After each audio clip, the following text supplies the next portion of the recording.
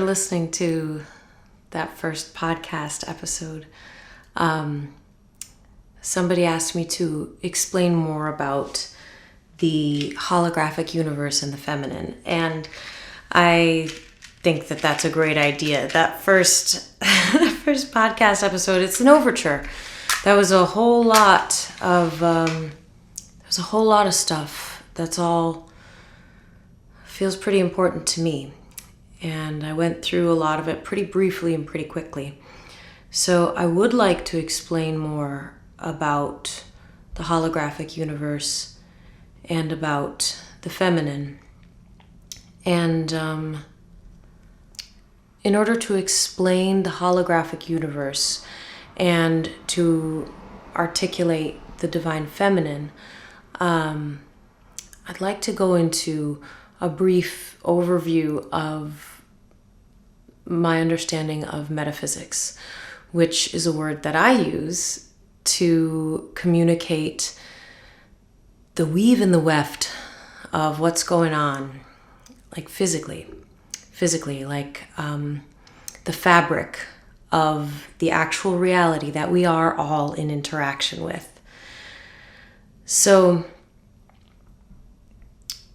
before we dig into a brief primer on metaphysics, I am a Kundalini yoga teacher, and I love teaching Kundalini yoga. And I would like to start by doing a tune-in, because that helps me center. And I think I'll be better able to more clearly share truth when I'm centered and when I'm grounded. So if you'd like, you are welcome to join me. Just be seated in a comfortable position. Bring the hands to the center of the chest in prayer pose. Palm against palm. Close the eyes gently and begin to just notice your breath rising and falling, the ebb and flow of your breathing. And in Kundalini Yoga, we tune in with what's called the Adi mantra, which means the primal mantra. For those of you who have seen my YouTube channel, you're familiar with this one. So the words to this are Om Namo Gurudev Namo. Om is the sound that contains all sounds. That's the sound at the center of the universe, at the beginning of everything. Namo is my name. Gurudev is the divine teacher within. That is the teacher within you, within your heart, that is guiding you on your soul's journey. That's the teacher to listen to, no matter what. Om Namo Gurudev Namo. So let's close our eyes, breathe in, and exhale together. And we're going to inhale to begin that chant together. Inhale. Om Namo Gurudev Namo. Inhale 2 more times, just like that. Om Namo Gurudev Namo. Inhale last time. Om Namo Gurudev Namo. Inhale. Hold the breath for a moment.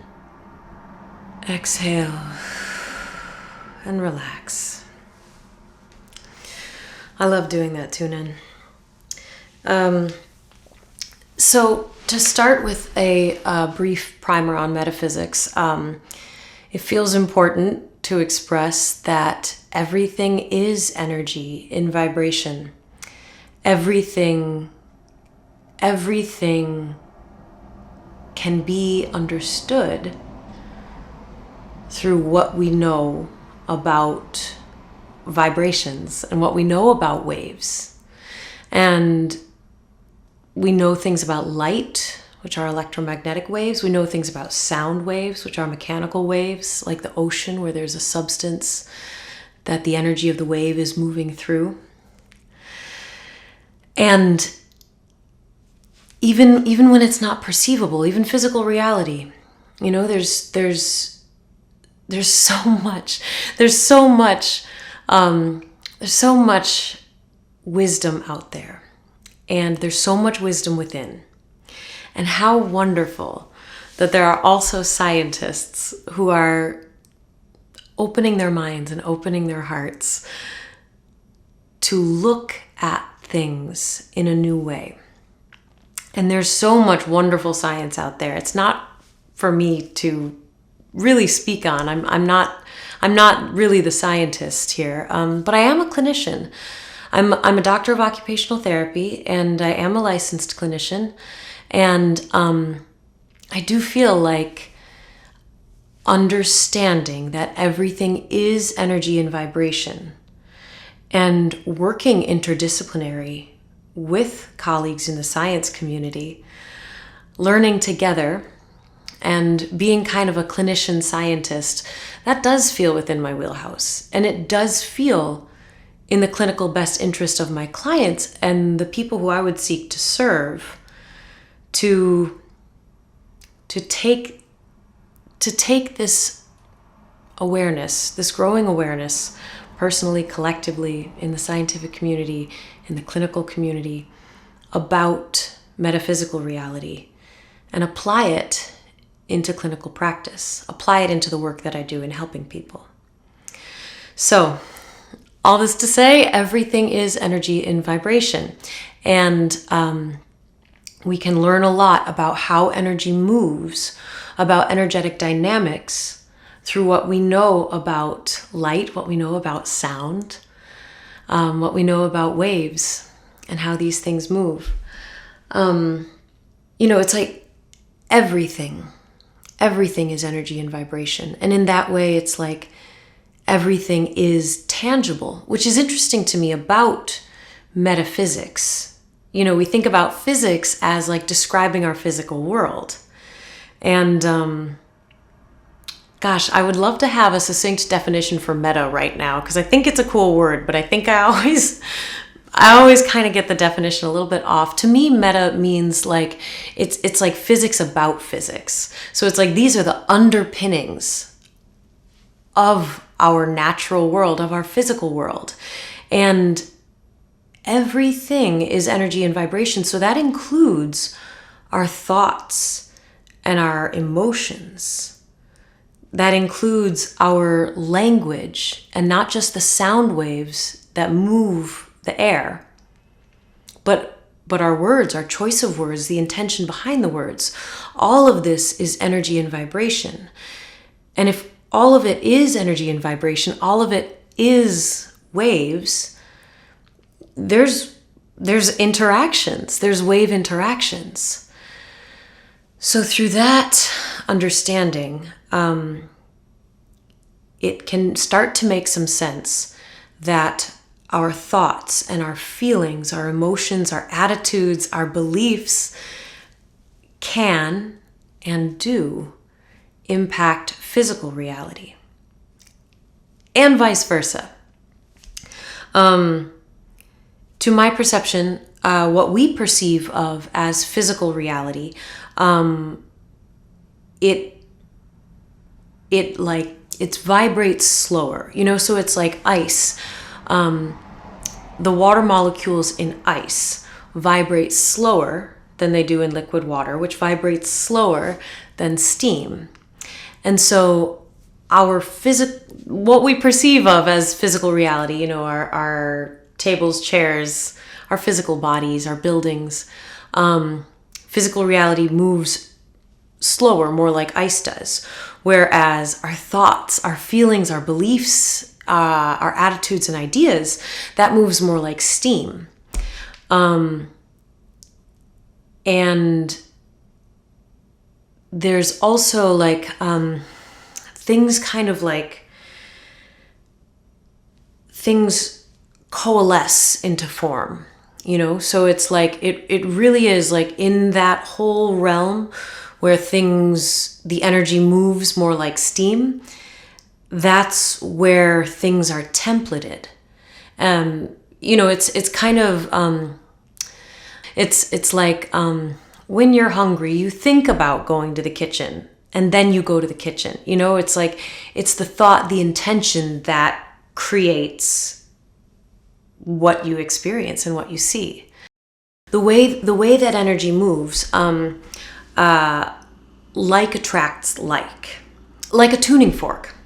Like when you hit a tuning fork, anything else in that room that can vibrate at that frequency is going to start vibrating at that frequency. So that's it's like similar energies amplify each other. Energies that can express at different frequencies will coalesce to find a common frequency. And this is part of how the energies interact with each other. So we can kind of think about this then, that it's like our thoughts, our beliefs, our feelings will tend to gravitate towards similar energies. They say that it's like you are the combination of the 6 people that you spend the most time with. I think it could also be said, it's like you are the combination of the 6 thoughts that you think the most often. It's like because it's going to attract more of that. It's going to amplify more of that in any interaction. So yeah, I'm excited to get into the spiritual implications of all of this too, because we're talking about metaphysical reality, and then the next part of it that I'd like to talk about, which is really exciting to me, it's like what does that mean for us then? Like, what does that mean? For example, in the harmonic overtone series, which I'm not an expert on, but it's like there is a frequency that creates a naturally occurring overtone. And these overtones continually express, and they express in specific relationships. So this is physical reality. Like, this exists in like well studied physical reality. And to my perception, metaphysical reality also expresses in overtones. And my experience of it, it's kind of like panes of glass that are just like stacked on top of each other. I think another way of expressing it and understanding it would be like radio frequency bandwidths. It's like you can tune in to different frequencies. So it's like everything is energy and vibration, and everything is being impacted by energy. And our being is an expression of energy. So what we express is the energy that we are tuned into, that we are in accordance with, that we are in alignment with. It's like that's the tuning fork tone that we sing, that we express as our being. So, it's we tune into different frequencies all the time. It's like when like all the colors start to change, and you're feeling like anxious, and you're feeling insecure, and you're feeling self-doubt, and like it's an uncomfortable feeling, and it's like everything that you see just kind of like corroborates that's reality. Like that's a whole terrain, that's a frequency bandwidth, and to my perception, there's infinite there's infinite. And also, to my perception, like higher frequency bandwidths are in greater and greater alignment with what I call truth, and which is just like not in denial of like metaphysical reality and the spiritual implications of metaphysical reality. And those are the higher frequency bandwidths, and they feel a lot better. I mentioned that in the first podcast. It's like, it's just, things feel easier, things feel clearer. Like it's just, for me, it's like I can feel my energy expand. I can feel, I feel more easefully centered, more easefully grounded. I feel equipoise. I feel equanimity, and there's freedom in that. And it's like, it's through attunement to that radio station, to that frequency bandwidth that is available. It's available for all of us. It's just a frequency, and like, we are beings of frequency, and we do perceive frequency. We perceive light and color and sound, like we perceive vibration. Like, this is just a different kind of vibration that we can learn to perceive and tune into and express. I am very far from even proficient at consciously and intentionally tuning into different frequency bandwidths, but I'm learning. I'm learning.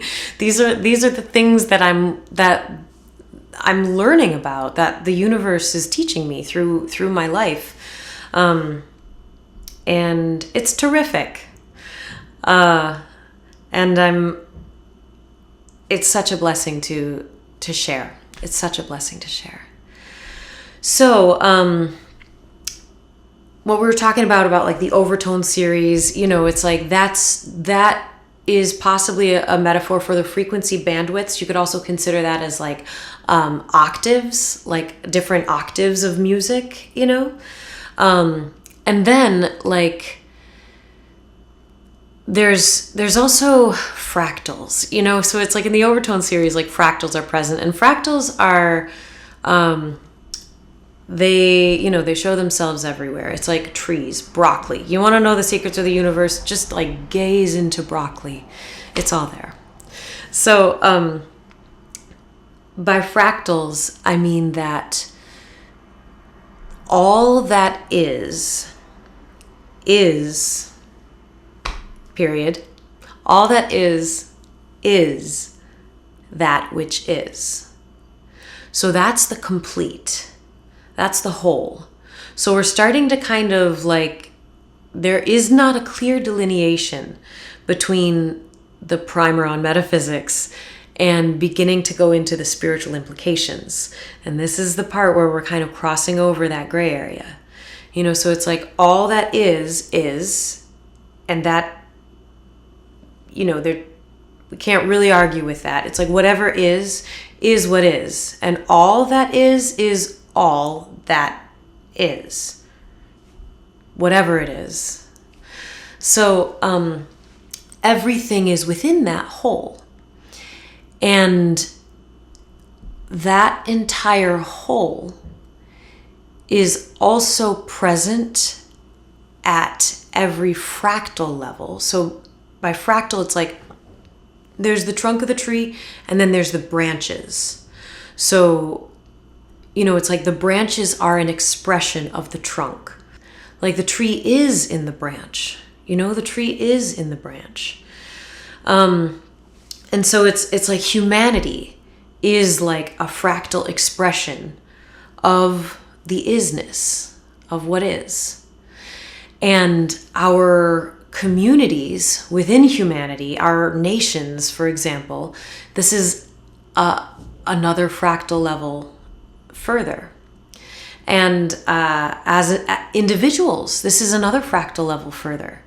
And then our organs are a fractal level smaller. Our cells are a fractal level smaller.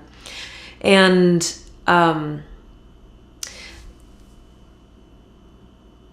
to my perception, everything is present at every level. And I'm not here to I'm certainly not here to prove anything, and I'm not here to convince anyone either. It's like, check with the teacher within. Like that is your teacher. And if this resonates, then terrific, then it's yours. It doesn't come from me, it's yours. The tone that resonates within you that's your tone. That's your expression, that's the vibration that you're moving. And if it doesn't resonate, like that's so okay. So to my perception, the whole is present at every fractal level, which is why I call it holographic, because that's the whole. Like on a, again, I'm not a scientist, but like the way that holographic plates work, to actually make like the illusion, of a hologram, is it's like there's lasers and it cuts into metal, and then there's like this metal plate and more lasers and light, and then when it shines on it, then it creates a three-dimensional holographic image. And my understanding of why it's called a hologram is because you could take that metal plate and cut it in half and shine the lasers and the lights on it, and you would still get the full three-dimensional image. You don't get a half of it, like I think it's like the clarity is a little less clear, but it's still the whole image. So that's what I mean when I use the word holographic. I know that, to me anyway, it's like the word hologram, it kind of has connotations of like illusion. And so that's kind of like, life is a simulation, which from a certain perspective, like that seems accurate to me, but that's not what I mean when I say that the universe is holographic. The whole is in every part, and every part is in the whole. That's what I mean by the universe is holographic. Let's see. So we're crossing over into the spiritual implications of what I perceive as metaphysical reality. So, I mean, right off the bat, like the big one, I think it's like everything that is, and it is exactly what it is, right? I mean, that's it. And we are all a part of the whole thing. We are all a part of the whole thing. And it doesn't matter to me the terminology. It's like language is helpful. It helps us buy eggs. It helps us get our groceries, and it helps to intellectually communicate some of what we really mean when we're connecting with each other and sharing information, sharing our feelings. And also language is limited, and language is also the cause of a lot of fights. And I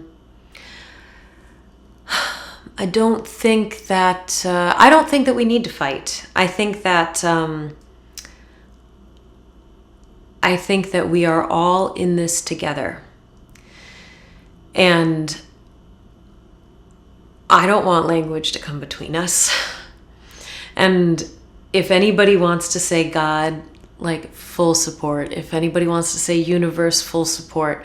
I often say the isness, or just like what is. There's also words like Brahma. You know, there's like, this is, if you're hearing me, you know what it is. And if you're not sure what it is, then you will know. It's what you are. And I'm, you know, far be it from me to tell you what you are or who you are, but I know that you are a part of the isness, and I know that I am too. And we are in this together. And in fact, everyone is in this together. And that's a spiritual implication right there. I mean, it's like, the isness is, God is, and I am a part of it, and you are a part of it, and we are a part of it together. So this is a concept in yogic philosophy and in the Vedas. The individual self, the fractal level of what we know ourselves as humans in our human existence, this is expressed as Atman. Atman, Atman, when written out in the English language. And Brahman is Atman, and Atman is Brahman. God is us, and we are of God. That's literally what we are. I think it is where we're all heading, into this knowing. Like when we are ready to know, the knowing will happen, because it's just the truth. That's just simply the truth. So however far we go, there's really only one way to go in the end, and it's just to return to truth. And that's what I call the revolution. That's the individual's choice to turn around, to try something different, to seek the truth, and to let that seeking be answered. That's an individual revolution, and since the whole is present in each part, it is a revolution for the whole. I didn't get into talking about the divine feminine, and I feel like we've been at it for a while now. So I think we should pause here. And there is more to discuss about metaphysical reality as I perceive it. And there is more to discuss about the spiritual implications.